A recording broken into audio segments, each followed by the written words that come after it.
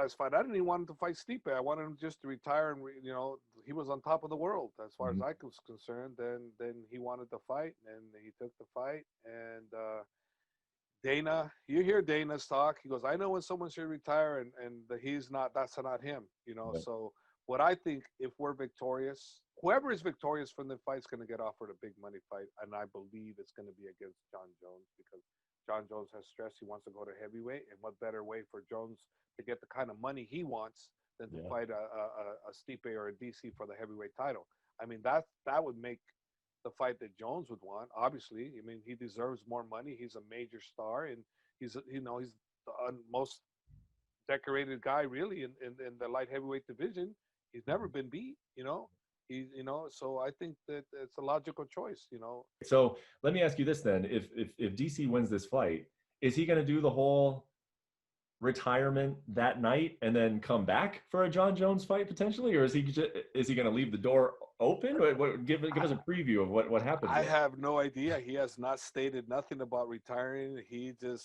All he wants is that L back. He wants to make that L into a W.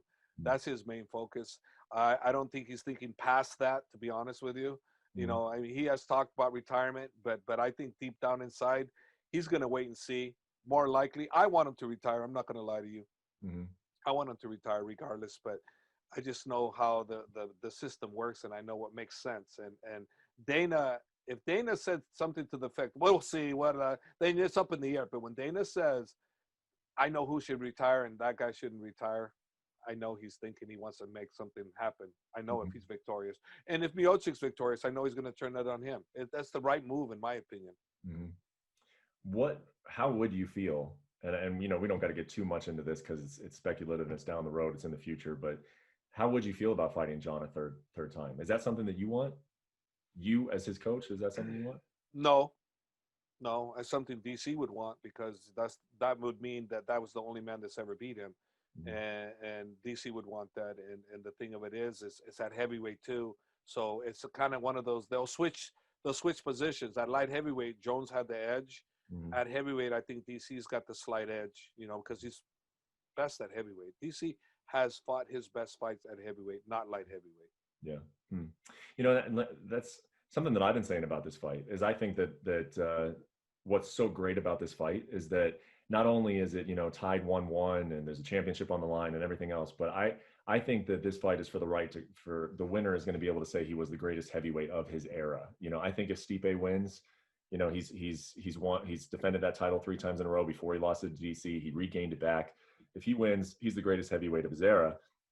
Same thing for DC. If he comes back and beats Stipe for the second time, I would say him. But you have a different perspective on that because you were Cain Velasquez's coach as well, and I would consider him in this era. Are you looking at this fight as the winner is the greatest heavyweight of this generation, or is that still Cain in your opinion? No, I look at this one as the best in of all time.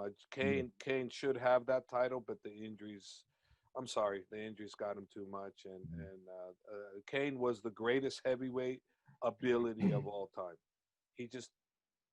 Injuries screwed him. Wasn't able to realize it. No, wasn't able to realize what he could have been. Now, he's one of the greatest heavyweights of all time, for damn sure. But the greatest, I can't honestly say that because, because it didn't materialize that, A lot of bad things happened to him, and that's why. So that's why this one is, to me, the greatest for that reason.